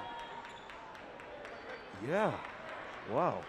I'm looking up at the foul tally for BG, and I do see Murray in trouble. Well, she's already had those 4. Everybody else has had. Paquette's already had 3. Well, Lynch only has 3. Yeah, I can't tell you who was on, folks. I can't either. It was a strange call, and in that kind of situation, too, changes the game. Hope you got to be sure about it. Faking right, going left, inside McCarthy. What's lagged in this run is Guertin hasn't played good defense. Kajansky around the rim and out. McCarthy, the putback, no good. And they get another rebound. Panic gets it out to Kajansky. They miss again. BG needs the ball. They can't get it. Kajansky, another bite of the apple. And Bedford has a 7-point lead. Oh, devastating sequence for the Cardinals. It sure is. Can they answer? No. Off the front of the rim. Loose ball, Grogan. Bedford trying to pull away with 4 minutes left, and a turning it over, literally. That's a big turnover because that gives BG some air, because if you were to tell Kevin Gibbs you're up 7 with 4 minutes to play, he'd take that any day of the week. In a heartbeat. And heartbeats have picked up here with 4 minutes left. I'll admit it, John, it does not look good for BG. They're going to need a run. If they don't get one, it's over. They need to score here. Yeah, Paquette. This is a must. This is a must possession. Wheeler, will she shoot it? No. Murray with 4 fouls, trying to work her way around the perimeter. Muller swings it to Hannah Lynch. Lynch, who'll shoot it for BG. Lynch trying to find a seam. She does off the glass. Wiley so, and BG Lynch gets fouled. Oh, these baskets, these points not coming easily for the Cardinals right now. They're not coming easy, John, and that took 30 seconds off the clock. Yep, a whole half a minute. Yeah. When Bedford's up 7 with 3:30 now to go. The clock is becoming Bedford's friend, depending on whether BG can hit their free throws. Yes, that helps tremendously. It's now a 6-point game. Molly Bowen checks in. And a second free throw coming for Hannah Lynch. A deep knee bend, and she hits them both. 40-35. Bedford with a 5-point lead on the ball, trying to break this full court press. They've had success with that all game long. Grogan to the right side. Grogan had it nearly stripped. I thought it was. Bounce pass and a bad one. It is now. Paquette has it. BG chance to cut it to one possession. Changing direction and blocking foul. Blocking foul Let's see against who the it's Bulldogs. on. Let's see. 20. 20. So it's not on McCarthy. Pennick. Yeah. Not on McCarthy. He's only got 3 on Pennick. But if that had been on McCarthy, it would have been numero 4. Yeah, it would have been foul trouble officially. These are huge free throws. You've got to make these. Cut it to 3. Halfway there, 40-36. Olivia Murray at the line. 3:10 left to go in the championship game. She hits them both. Timeout, just a substitution timeout. Substitution. And the freshman checks back in at crunch time. What a confidence Kevin Gibbs has in Lila Stein, the freshman point guard. She's good. Inbound, Kajansky. Grogan gets jostled. Kajansky looking for a teammate, and a tough pass. McCarthy now. Gotta come up with McCarthy. You can't let McCarthy dribble the ball up. Dribbling it, and they almost steal it, but Bowen can't get there. Oh no! This is and gonna McCarthy, be interesting. Oh my gosh! Can't let that happen. The wildest and most successful drive to the basket you'll see. That's on McCarthy, I think. It should be, or maybe from behind. Maybe it was from behind.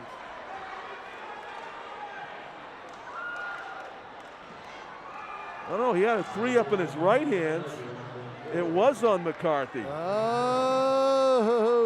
4 fouls. 2:48 to go, and Paquette hits it. A 4-point game again. What a basket by Lana McCarthy. It was a wild-looking flick shot. Let her go all the way down. You can't let her dribble all the way down like that. She dribbled from 3/4 of the court down. She's not a guard. You know, she may be in college, but not here. Oh, big stone. Oh, almost a steal. Hannah Lynch got up there, got a hand on it. Kajansky, and Lynch knocks it out of bounds. Still Bedford ball. BG ball hawking here with 2.5 to go. Down by, well, a 3-pointer. 42-39 at this point. Bedford needing to keep scoring to win this title. Can they do it? Grogan with it. No! Oh, you cannot foul a player out of the game on that. That is a horrible, horrible call. That's just unbelievable. Yeah. A solid defensive play. You cannot call that a blocking foul. Oh, my goodness.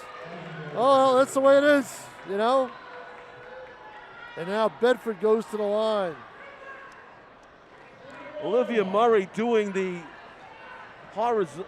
vertical limbo to get out of the way of the ball carrier, gets no credit for it. A grazing contact is called a block, and she's out of the game. Out of bounds. Guertin had the ball in the corner and lost it. Chance to come down and tie it up. Tie it up. Instead, it's still Bedford ball with 2:29 remaining. Inbound play, Bulldogs looking for an open player, and that's going to be underneath in the basket. That's Bedford's number 23, Catherine Allard. Catherine Allard contributes. We hadn't said her name in a while. From the corner, Bowen can't hit it. And Bedford with a 5-point lead, 2:13 to go. BG desperately trying to get the ball back. Timeout, Bedford.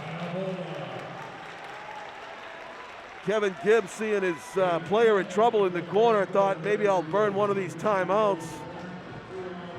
2:11 to go. Bedford trying to nurse this lead to a state championship. A frustrating game for the BG players and their fans,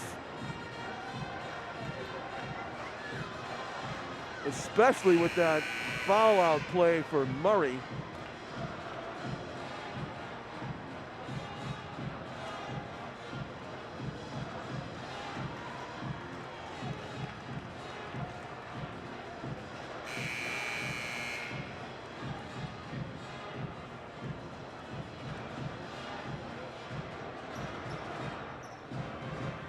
It'll be interesting the last 2 minutes. John Collins, I'm off the camera land here, so Yep. we'll get some reaction. 44-39, Bedford leading by 5. They inbound it with 2:10 to go. And the ball is almost stolen. The hustle play. Players hitting the deck. Bedford gets it somehow. And we have a jump ball called. A jump ball, possession arrow Bedford. It might have been a difference of opinion there. One ref seemed to be calling a foul, the other seemed to be calling a jump ball. Bedford ball with 1:59. We're under 2 minutes to go. Open player, one extra pass though. McCarthy twisting and no good. McCarthy gets it. It's partially blocked. Here comes BG trailing by 5 and drawing the foul. Paquette. Grogan with the block. Sydney Grogan pleading her case, but Brooke Paquette goes to the line with 1:43 to go. BG trailing by 5, 44-39. Just a wild, wild west of a finish here at Lundholm at UNH. Paquette misses her free throw. Trying to make it a 4-point game now. She hit them both, it would be a 1-possession deal. Now trying to get to the 40-point plateau, and BG does. So they have scored 13 points in this fourth quarter so far, have the Cardinals, their best quarter, but they need more. And here come the Bulldogs. Grogan, over and back. Grogan left her feet in the backcourt, and she was in midair still when she received that pass, so there's your violation. She had not yet established position in the forecourt. BG ball with 1.5 minutes to go, 1:36 to be exact. Paquette trailing by 4, a big, big possession here for the Cardinals. Everyone is at this point. From the corner, Hannah Lynch, no good. The rebound, Lynch goes and gets it. And she has it stripped away. She got double teamed. Long pass, McCarthy slows it down. Lana McCarthy, 1:10 to go. Grogan has it up at the top of the key, off her foot. Hannah Lynch ahead of the field. Hannah Lynch lays it up and no good, out of bounds. Foul called. Foul called against Bulldogs. It's going to be a 5th foul and a foul out. Lana McCarthy has fouled out of the game with 1:03 to go. Big free throws here with arguably Bedford's best player, most impactful player now out of the game with 63 seconds remaining. Huge free throws here for Molly Lynch. Hits it. Molly Smith with perfect form. The backspin, the knee bend. Molly Smith needs to hit this one to make it a 2-point game with 63 seconds left and Bedford's center out of the game. She hits it. It's a 2-point game. Things looking better now for BG as they pressure the inbound pass. The pass is knocked to Bishop Guertin. The steal by Paquette. The 3-pointer by Paquette. Brooke Paquette steals it again. Oh, Brooke Paquette. Brooke Paquette.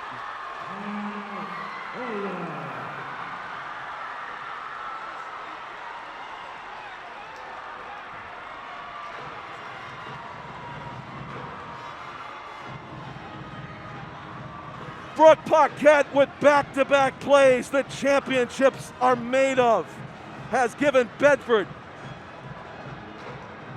a heart attack here. They were up almost comfortably with a couple minutes remaining, and suddenly you look up at the scoreboard and it's BG 45 and the Bulldogs 44. Brooke Paquette almost stole the inbounds pass there. Timeout was called underneath the basket. Paquette got a hand on the pass from the freshman Lila Stein there. She went up and batted it away. It ended up in the hands, I believe, of Hannah Lynch or one of Brooke's teammates gave it right back to her. They saw a teammate on fire, and Paquette hits the three-pointer to give the Cardinals the lead. They are up by 1 with 54 seconds left. And Bedford's best rebounder out of the game. Emma Kajansky will inbound it for Bedford. BG passes up the full court press this time. They're going to go back and circle the wagons on defense, up by 1. Grogan working on Hannah Lynch. They switch off. Bowen takes Grogan, a steal. Brooke Paquette, who else? 38 seconds. The clock is now BG's friend with possession, and Brad Crick wants a timeout. The best coach in New Hampshire high school girls basketball will take control of this huddle and talk to his team about the strategy that they need to execute to take this title. It did not look good for BG, down by 6-7 points late in the fourth, and somehow they are here, up by 1 with possession with 35 seconds left to go. A dramatic turn of events in this fourth quarter. BG had been averaging 9 points a quarter until this fourth. They came into it with only 27 points. They now have 45. It is nearly a 20-point quarter for Bishop Guertin when they needed it most. Inbounds play for the Cardinals. Let's see if Bedford puts pressure on Molly Smith. You know they will. They would love to get this ball back and retake the lead. Brooke Paquette indicating to Molly where she wants the ball. She takes it, and she got fouled immediately. She'll go to the line. So maybe the strategy of Bedford was to foul and foul some more. Lila Stein's going to foul the best free throw shooter on the Cardinals, and Brooke Paquette to the line. Of course, you know, you're a great free throw shooter at home in the driveway. I never was, but you know, if you are somebody that hits 100 out of 100 at home, it's a different story here. You're on the biggest stage in the state. Can you continue to do it? It's more difficult. Pressure situation for Brooke Paquette. Wanting to hit this free throw to give her team a 2-point lead. She makes it. 46-44. BG's up by 2. Half a minute to go. Here comes Sydney Grogan. Grogan, top of the key. Timeout, Bedford. They'll talk it over. Catherine Allard was on the wing there, and she was waiting for maybe an open shot. So Bedford's going to talk strategy. Coach Kevin Gibbs huddled up with his team over there. We saw overtime in the Souhegan game as they took the Division II title. Thank you, Pete. In overtime, and it's not out of the question that we might have extra basketball here. We'll have to see how this plays out. 25.9 seconds to go in the game. BG student body and their band making some noise behind their bench as Brad Crick talks strategy on that side. And Tim O'Neill, our cameraman, zeroes in over there. What a ride it's been for BG, not only through the playoffs, but through this game, as it didn't look good a bunch of times, and now they're ahead by 2. But Bedford has the ball, a chance to tie or to go ahead with this possession. Anybody's game is still the descriptive phrase for this one with 25.9 seconds left. The inbound play forthcoming for the Bulldogs.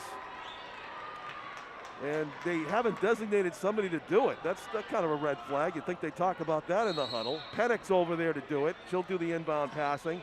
Looking for a teammate, not apparently who's he going to throw it to. Gets it to Kajansky. Back door, they throw it away. Oh, it's out of bounds off of Guertin. Hannah Lynch must have got a hand on it as she was blanketing the freshman Stein, number 5 for Bedford, who is a good shooter. We saw her hit a 3 earlier, so they're not leaving her open. Kajansky, and ripped away. Jump ball, arrow, Bishop Guertin. Oh, what a play. What a play by Bowen.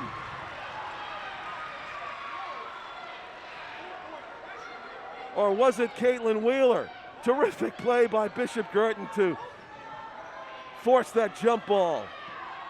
21.7 seconds, full court press. BG trying to get out of it. Brooke Paquette, the ball handler, is shouldered and fouled and will go to the line. Sydney Grogan commits her 5th foul. Oh, Bedford has lost their 2 best players, Grogan and now Lana McCarthy.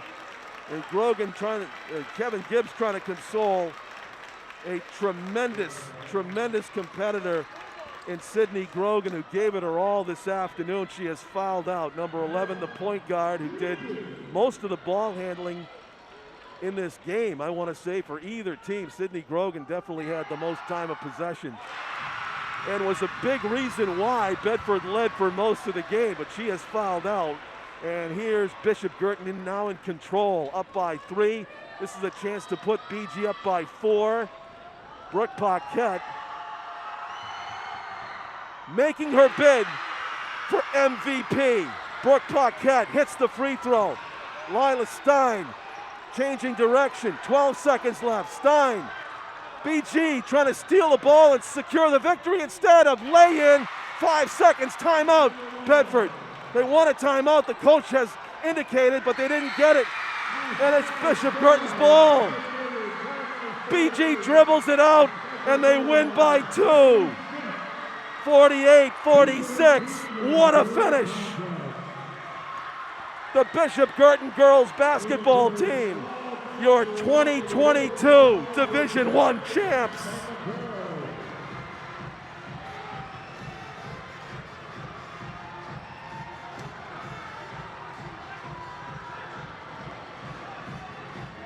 Elation and hugs and near disbelief and now tears as the BG girls realize how close they came to not getting their redemption, to losing the title to Bedford 2 years in a row. Instead, a dramatic come-from-behind win. And the captain, Brooke Paquette, the MVP of this game, no question. 48-46 as the 2 teams shake hands. A 2-point victory in the state championship game. How about it? We will go to the trophy presentations. We will go to the post-game interviews. I'm John Collins with Tom King, my executive producer Pete Johnson, Tim O'Neill on camera. A standing ovation, well earned for the Bishop Guertin girls basketball team, the 2022 Division I NHIAA champs. We'll be back with the post-game right after this. STEM is precise, no margin for error. Dare to forget that. Dare to have fun with it. Get weird with it. Dare to send those old STEM theories flying past the neighbor's house into outer space. Dare to program something internet-breaking, record-breaking. Dare to blow their minds. Dare to learn the difference between sedimentary and metamorphic rock. Go find those rocks. Dare to keep daring. Dare to STEM. Check out She Can STEM to get started. At this time, we would like to direct your attention to center court, where the NHIAA Basketball Committee Chairman, Sean Moynihan, will be joined by Aaron Bonney for the presentation of the awards. Let's start things off. Head coach Kevin Gibbs and the captains of the Bulldogs, please come forward to accept the Division I runner-up plaque and trophies.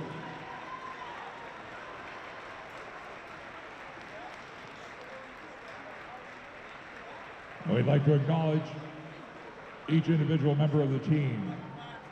Starting off, number 2, Ava Du Bois. Number 5, Lila Stein.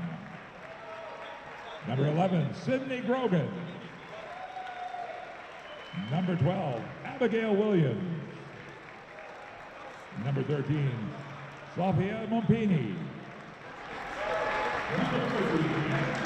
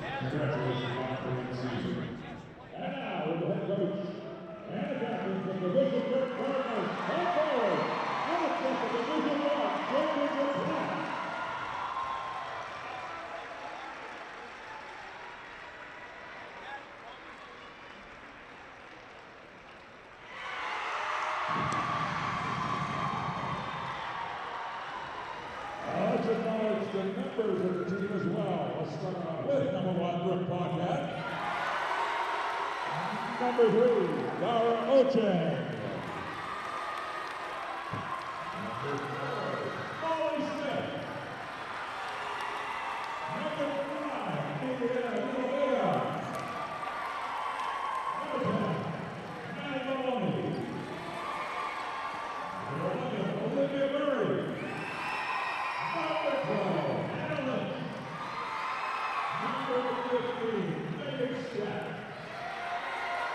Number 23, Hayden Bailey. Number 24, Heather Patel. Number 30, David Miller. Number 43, Brett Miller. Number 54, Maddie Allen. Also, congratulations to the assistant coach of Michael Beck, Chris Miller, Scott Vernon, and Manager Aaron Morris, and Texas Brooker on a great season. Well, your 2022 NHIAA Div Girls Basketball Champion, Division Beck Hartman.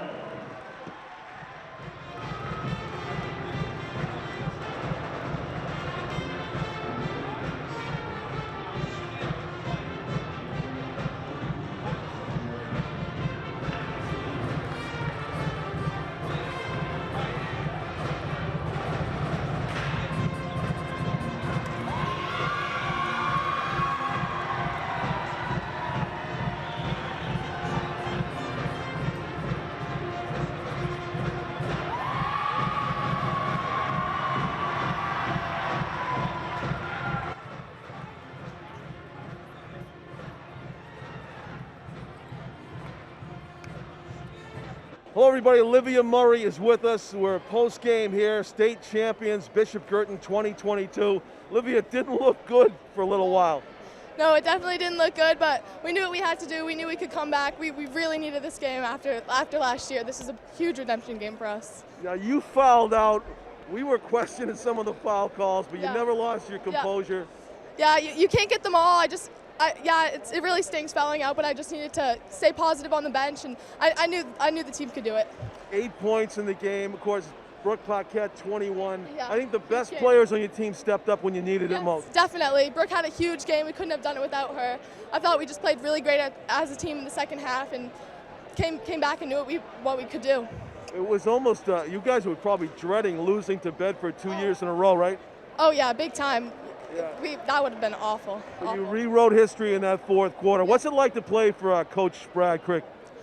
Brad's a great coach. He's really positive. He cares about each and every one of us in a different way, and he really knows what he's doing out there. Now, you're not a senior, are you? No, I'm a junior. Oh, you get back for more fun next year. You're going to repeat? Yep. Repeat next year. Thank you. Way to go. Thank you. Olivia Murray, everybody, one of the stars of the game, a Bishop Guertin State Championship. We'll talk to some more. There were a lot of reporters that wanted to talk to Brooke Paquette after the game for some reason, maybe because she had one of the greatest fourth quarters I've ever seen in a championship game, just super clutch. Brooke, congratulations, you're our MVP for sure. It didn't look good at some points in the game, am I right? Yeah, definitely. I think early in the first half and most of the second half, but I feel like within the fourth quarter we kind of got our we got our intensity up and we got to play better and start making and attacking. I think you and I are standing on the exact spot on the court in the fourth quarter where you stole the ball and you hit a three-pointer right after that. That sequence, I think, just turned it. Yes, definitely. My teammate Molly took the ball. She saw that I was open. Wasn't hitting any shots during the game, but you just got to keep taking shots, taking the right shots, and luckily that one went in. Yeah, and some clutch free throws. I know you must really practice your free throws. I do. But is it different in that situation than, like, say, in your driveway? Definitely. Got all the nerves in this place, especially when it comes down to the last few seconds and you got to make your free throws. So what would you say to, like, young kids coming up? They're in the, I mean, not many people are in that situation that you are in, having to hit free throws in this stage. Well, how do you overcome that? You just got to block everything out, just stay focused and take your time and take a deep breath and just focus on the net and just do your best. So you guys were in danger of losing the state championship to Bedford 2 years in a row. You changed that history. Does that mean a lot to you? Definitely. I think last year was the greatest motivation. We had to come back. Nobody wanted to lose to Bedford again, so we just had to bring up the intensity and pull through. What's it like to play for Coach Brad? It's awesome. He's an amazing coach. I love his style of play that we all play with. He just wants us to push the ball, which is exactly how I like to play. So definitely, and I think defense is the biggest part of our game, along with offense, obviously. But defense, everything comes from the defensive end, and that's how you make our offense, especially with fast breaks. Now, what do you attribute your basketball IQ? Because you play at a level too, not just physically but mentally, that you know, the basketball fans can appreciate. Do you have people in your family that taught you, or you self-taught? Definitely my dad. My dad's been my biggest supporter. He coached me for the longest time for AAU basketball, and you know, he's always giving me pointers for high school. So I give all my basketball credit to him. Yeah, there's this one play. It's one of many, but you were driving first half, and you had a layup, but you somehow drew the contact and got a and one. I mean, that's stuff that, you know, I guess you can teach that, and it was nice to see that play as well. Yep. You remember that one? I do. Yeah. The play before that, I got a foul called on that same exact girl, so you just have to create the contact for yourself and just finish strong. Yeah, and you guys finishing strong is exactly what happened here. You guys, a dramatic come from behind win. Congratulations, Brooke. Thank you. Brooke Paquette, the MVP, Bishop Guertin, the state champions here at Lundholm Gym at UNH. Let's see if we can talk to Coach Brad Creek. We're with Hannah Lynch, New Hampshire Division I Girls State Champion, member of the Bishop Guertin team, who came from behind to beat Bedford by 2 points here this afternoon at Lundholm. Hannah, it didn't look good for a while. Oh yeah, so we started out Pinkerton like this too. We were down, and we just had to keep fighting back because there's a whole 32 minutes, and it doesn't stop. It really doesn't stop. You guys did believe in yourselves, even in the most dire circumstances, right? Oh yeah, big time. Like we just had to keep pushing, no matter how much we were down by or how many people were in foul trouble. Bedford's had a lot of talented people. You had a really battle. I mean, you had a 30-point win in the first 2 rounds and a 15-point win over Pinkerton. But these guys, they took it right down to the wire, right? Oh yeah, they have got almost a whole bench full of good players, but we just had to keep fighting them and get most of them in foul trouble, and that's what we did. And that's basically how we came back and won the game. You had 8 points. The team needed every one of them. You had 4 rebounds. The team needed every one of them. How about what's it like to play with Brooke Paquette? Oh, she's amazing. She really knows how to drive and pass the ball around and just gets everyone hyped up, honestly. And you've probably seen her do stuff like what really was a deciding factor in the game in the fourth quarter. Right at the spot we're standing, she stole the ball, knocked it to Molly Smith. Molly Smith gave it back to her. She hits a 3. That's something you've probably seen from her before. Oh yeah, she makes a lot of steal plays and hits a lot of 3s like that and brings us back into the game basically. Big plays. Were you on the team a couple years ago when they won the championship, or was this your first? This is my first. You'll never forget it, I'm sure. Oh yeah, never forget this one. What is it like to play for Coach Brad? It's good. It's good. He's a great coach. He loves to push you. Loves to push you as hard as you can go. Yeah. Well, congratulations. I can't say enough what a terrific game it was, and it's a pleasure to watch you guys compete. Thank you so much. That is one of the many state championship players here, Hannah Lynch, joining us. Hopefully we can talk to Coach Brad next. Coach Brad Creek is with us, state champion, and he's where the cool air is. So you need to cool off, Brad, is that it? It's about 100 degrees in here, normal temperature, and just the energy that last 3 or 4 minutes, man. I need an ice bath to cool myself off. Yeah, that was something else. It didn't look good for a little while, Brad, am I right? Yeah, it didn't feel good for most of the game until we had that one little run where we got up 3. I think we got up 3, 33-30 early in the fourth quarter. It felt they went on an 8-0 run after that. They went on an 8-0 run. We turned it over 3 straight possessions. And I remember saying to Mike, Coach Paquette on the bench, he said, geez, I think we were down 6 at that point. Yeah. And I remember saying to Mike, I said, geez, man, if this doesn't go our way, we're going to look back on that little 2-minute stretch where we turned it over 3 times. We're going to kick ourselves. But I got to give our kids all the credit in the world. What a tough bunch of kids to just figure out a way to get it done. They started attacking the basket pretty well in the last 4 or 5 minutes. We threw in a little run and jump, press in the last 3 minutes, got ourselves a couple turnovers, and that had 0 to do with coaching. That had everything to do with, 13 kids who just wanted to win the basketball game and just found a way. They just found a way. When Lana McCarthy fouled out in the last minute, that was a big deal for Bedford. I think that it was something you guys earned. You took it to her a lot. She had a big impact on the game. Bedford had a lot of talented kids.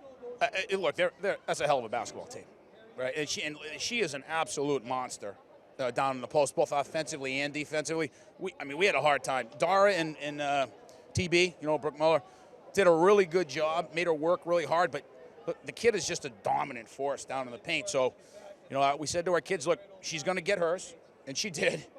And she started to assert herself there in the fourth quarter, and fortunately we were able to foul her out. But again, to give our kids a lot of credit, they stopped settling for threes and they started attacking the basket, and we got her out of the game. It was a team effort, no question. You mentioned the things that you just can't coach, but Brooke Paquette, the steal and the three right over here, for me, that's what I'm going to think about when I look back at this comeback championship win for Bishop Guertin. That sequence right there was a big difference maker. Yeah. Brooke who? Brooke. Yeah. Kids got guts. The kid just got guts, and she's a heck of a talented kid. So kids like that don't come along very often, and we're just, I said to the guys earlier, we're just blessed to have a kid like that, at the point guard position, and we're fortunately for us, we get it for one more year. Well, I think coaches like this don't come across often either. Brad Creek, thank you. Congratulations on another state championship for Bishop Guertin. Thanks very much, John. Appreciate it. All right. Great job. That'll do it. Bishop Guertin, your Division I state champions once again.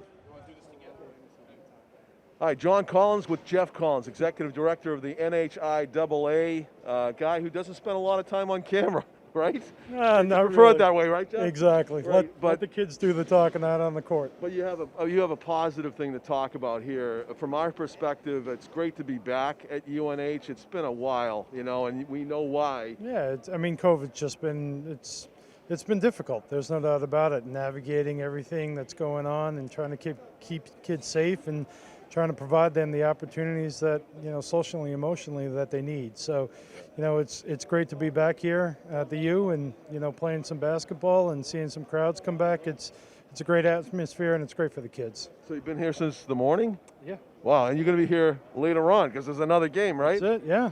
So as we go toward the spring sports, anything new? On the subject that we're on, is it going to change anything or are things improving? Yeah, the pandemic, the course of the pandemic kind of, we're to a place where hopefully we can get back to where we were, this past fall and getting outside and, things change. A lot of schools are loosening up their restrictions on masks and they're mask optional now. Mm-hmm. So, we hope to see that continue in a positive direction and get back out there and get outside and start playing sports again. Well, good job on a great event and well, maybe it's 4 for 4 with 2-point games, huh? If you get the next one. Yeah, it's nice to see. It's nice to see the close games, coming down to the wire and, possessions here or there, and it makes a difference. So it reminds me of the NFL playoffs that we just saw. Every it's not game bad. was close, The kids are doing it. Hats off to the kids. As a sports fan, what's your favorite sport? I can't do that. I can't do that. So no, look, you have to oversee golf, there's everything. Bottom line, I played. I played sports, but it's about the competition. That's really what it comes down to. It doesn't matter what it is. If it's golf, if it's hoop, if it's football, it's about competition. You see it out here. Kid gets knocked to the ground, another kid picking him back up. That to me is the most important thing. You just reminded me, and I'm glad you did. We were fortunate to do a co-ed unified basketball game, and the play of that game went viral to the point that ESPN Sports Center made it the #1 play of the day. That's a feather in the cap for the NHIAA, that whole co-ed unified program. But again, it's about inclusion, having a kid wearing the national uniforms, and a kid that would never have played that sport or played a sport before represented their school. It's about them representing their school. And it's wonderful that it's national, but it's one of the things that we do and it's done in other states, but it's just for that kid and for those kids to wear their school colors and get out there and compete in front of fans, there's nothing better than that. You're absolutely right, and from talking to the parents, that's exactly their sentiments too. So thank you from them to you, and thanks for joining us. Jeff Collins of the NHIAA here at Lumtone Gym. Well, you know, Tom, I was screaming so much my mask eventually broke, but here we are. What a exhilarating, fantastic, spectacular finish to the BG girls basketball season. They end as a 2-point winner over arch rival Bedford right here at Lundholm Gymnasium to take the 2022 state championship. You and I were saying during the latter stages of the game, it wasn't looking good, but they did it. No, it wasn't. And I went over to Brad Creek, you know, off the record. I said to him, I said, you know, I just didn't think this was going to happen. And I said, it looked pretty bleak. And he looked at me, he goes, tough kids, tough kids. And that's what did it. They're tough kids. They were tough. They weren't, you know, and they followed Brooke Paquette's lead. And, you know, she toughed it out. You know, you could tell the legs were like jelly. You know, the free throw, the three-pointers, the free throws, they were all starting to hit the front of the rim. Those are tired legs on a big floor. Score in the 40s, not what they wanted. Yet what happened was McCarthy fouls out. That helps. But the momentum had already shifted before that. And Bedford simply, John, it just looked, if I have to go through my mind on the plays, they didn't take care of the basketball down the stretch. That killed them. That really hurt Bedford. They did not take care of the ball. And every time they turned it over, it got less and less time left, and they had to foul. And Paquette, the game ends the same way the regular season game ended, with Paquette at the line. You know, only this time she was 8 of 11, not 16 of 20 or 9 of 10 in the 9 out of 10 in the fourth quarter. Well, you said at halftime that if she had low point scoring total like she did in the first couple quarters, even the third quarter, I think, that BG was in trouble, and she stepped it up. That steal and the three-pointer over here was the difference in the game. It really was. It was a big play, and I said to her, you know, you hadn't been hitting him. She said, you just got to keep trying. You just got to keep shooting, and that's what shooters do. They just keep shooting, and that's what she did. You know, it's a classic game. You know, Bedford's got to be frustrated. You know, Kevin Gibbs was frustrated. We talked to him after the game. I mean, the game was there to win. It was theirs for the taking. They had it. And unfortunately, like the turnovers down in this end and down in that corner, they let it slip away. You know, but BG does that to you. That's what BG does. They're frantic all the time. The only other team that I've seen do it as well, I thought Souhegan did it pretty well in the boys' game, but the only other team I've seen ball hawk like BG does is the Nashua North boys. They're excellent at it. They're excellent at it. But this Guertin team, the other thing, I don't know, you talked with Brad after the game, but I asked him, was this the toughest? He's won 5 outright. They shared the one with Goffstown during the COVID year. I said, was this the toughest? He said, by far the toughest. Next year they have Megan Stack back. McCarthy will be at Bedford. And Paquette's back. And I think Murray's back. I think a lot of them are back. So they're going to reload. We will too. The question that we were wondering about right down to the last couple of minutes, who is going to win this game, is the state champion Bishop Guertin girls basketball team. Congratulations to them. It was fun, Tom. It was fun, John. Thanks again to our cameraman, Tim O'Neill, our executive producer, Pete Johnson, behind the camera. Congrats, BG girls basketball, and good night from UNH, everybody.